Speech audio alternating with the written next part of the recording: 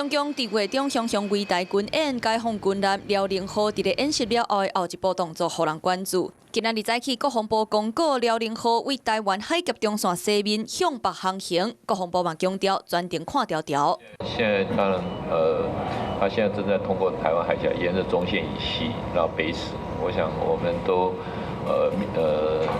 密切的掌握当中。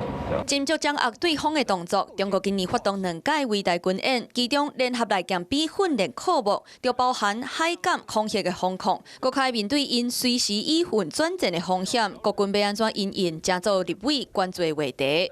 不管是灰色地带的袭扰，或者是这个蟒蛇的战略，都还是一种风控的一种演习，还是一种军事的恫吓跟灰色地带的袭扰，引发一种封锁的行动的话，这是国际法上有定义，什么叫封锁，是一种战争行为。国际也不可能坐视不管。部长亲自甲军演定义做普式地带作战，就甲解放军用猛抓战术一直逼近，针对可能封锁的危机，为战略物资、粮食、数位通信、医疗救护，佮有强化实兵演练，拟定5大方针以外，若是真正发生封锁，要安怎保证袂咬死？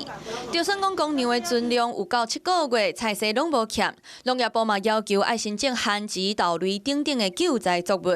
另外，鸡鸭敢若靠饲料会当搁饲2个半月，猪肉会当搁继续供应2个月。水产伫咧无进口的饲料之下，会当用天然的饲料。不过，立委嘛关心讲要安怎来降低两岸紧张的局势。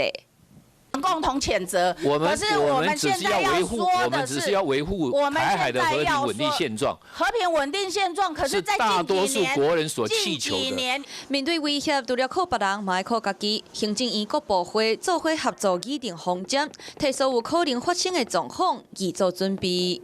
Hello， 我是蒋欣梅。想要抢先掌握最及时的新闻资讯吗？赶快订阅、按赞、开启小铃铛，锁定华视新闻 YouTube 频道。